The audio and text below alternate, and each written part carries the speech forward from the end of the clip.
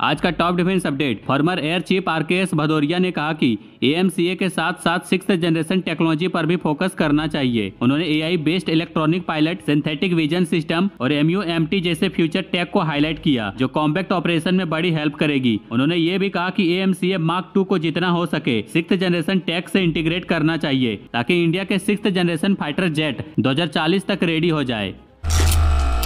India Canada की diplomatic relation अब बुरे हालात में है, जिसका कारण कनेडियन पीएम जस्टिन ट्रूडो का एंटी इंडिया रेटोरिक है। डिफेंस एक्सपर्ट रक्षा मंत्रालय से कह रहे हैं कि स्ट्राइकर आर्मर्ड व्हीकल की एक्वाजिशन पर फिर से सोचा जाए, क्योंकि कुछ कंपोनेंट्स कनाडा से आते हैं। रानेश राजन ने कहा कि हम उन देशों से व्यापार नहीं कर सकते जो खालिस्तानी एक्सट्रीमिस्ट को शेल्टर देते हैं, इसलिए हमें अपनी वाप पर फोकस करना चाहिए, जो आत्मनिर्भर को बढ़ावा देता है। इंडिया और अमेरिका के बीच 32,000 करोड़ के डील साइन हो गई है, जिसमें 31 MQ-9B प्रीडेटर ड्रोन और MRO फैसिलिटी इंडिया में सेटअप होगा। इसमें टॉप इंडियन डिफेंस ऑफिशियल शामिल थे। ड्रोन को चेन्नई, पोरबंदर, सरसावा और गोरखपुर में बेस किया जाएगा। ये डील काफी टाइम से डिस्कस हो रही थी और अब फाइनली क्लियर हो गई है। इंडिया ने FGFA प्रोग्राम से निकलने का फैसला किया था, जो 5th generation fighter jet develop करने के लिए था, लेकिन इसका कोई स्ट्रॉन्ग बैकअप प्लान नहीं था। आज भारतीय वायुसेना के स्क्वाड्रन स्ट्रेंथ सिर्फ 30 से 31 है, जबकि 42 की जरूरत है। MiG-21 और MiG-27 की रिटायरमेंट के बाद भारतीय वायुसेना को 4.5 और 5th जनरेशन फाइटर जेट की जरूरत है, लेकिन MRFA और AMCA प्रोग्राम में डिले ने इस प्रॉब्लम को और बढ़ा दिया है। धनुष आर्टिलरी गन की डिलीवरी इंडियन आर्मी के लिए डिले फेस कर रही है, जिससे मार्च 2026 का कंप्लीटेशन डेट खतरे में है। AWEIL को मार्च 2025 तक 48 एडिशनल गन डिलीवर करनी थी, पर सिर्फ 32 गन अब तक मिली है। धनुष गन जो 80% स्वदेशी है, ये इंडियन आर्मी की फायर पावर इंप्रूव करने के लिए जरूरी है, लेकिन करंट पेस से टारगेट अचीव करना मुश्किल लगता है।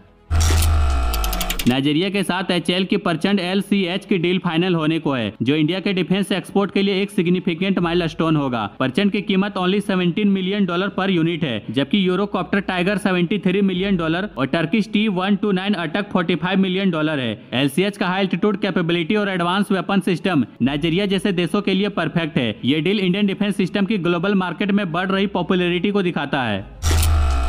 अडानी डिफेंस अप्रैल 2025 से कानपुर फैसिलिटी में हाई कैलिबर आर्टिलरी राउंड्स का प्रोडक्शन शुरू करेगा, जो यूपी डिफेंस इंडस्ट्रियल कॉरिडोर का हिस्सा है। फैसिलिटी 155 mm HEERFPV प्रोजेक्टाइल बनाएगी, जो 45 कैलिबर गन से 38 किलोमीटर और 52 कैलिबर गन से 41 किलोमीटर तक फायर होता है। ये इनिशिएटिव इंडिया के डिफेंस मैन्युफैक्चरिंग में आत्मनिर्भरता को बूस्ट करेगा और इम्पोर्ट पर डिपेंडेंसी कम करेगा।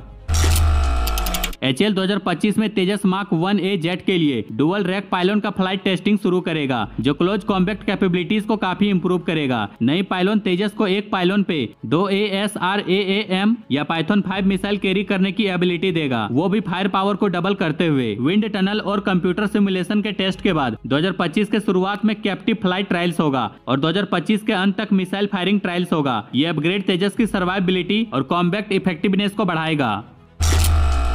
इंडियन आर्मी ने प्राइवेट सेक्टर से अडेप्टिव कैमोफ्लेज टेक्नोलॉजी डेवलप करने की हेल्प मांगी है, जो टैंक्स, इन्फेंट्री व्हीकल और ट्रक्स में यूज होगी। ये टेक्नोलॉजी व्हीकल को उनके आसपास के माहौल से ब्लेंड करने में हेल्प करेगी, क्योंकि करंट कैमोफ्लेज टेक्निक आउटडेटेड है। अडेप्टिव कैमोफ्लेज से व्हीकल को विजुअल और मल्टी स्पेक्ट्रल डिटेक्शन से छुपाना आसान होगा। इससे उनकी स्टील्थ और सर्वाइवेबिलिटी बढ़ेगी।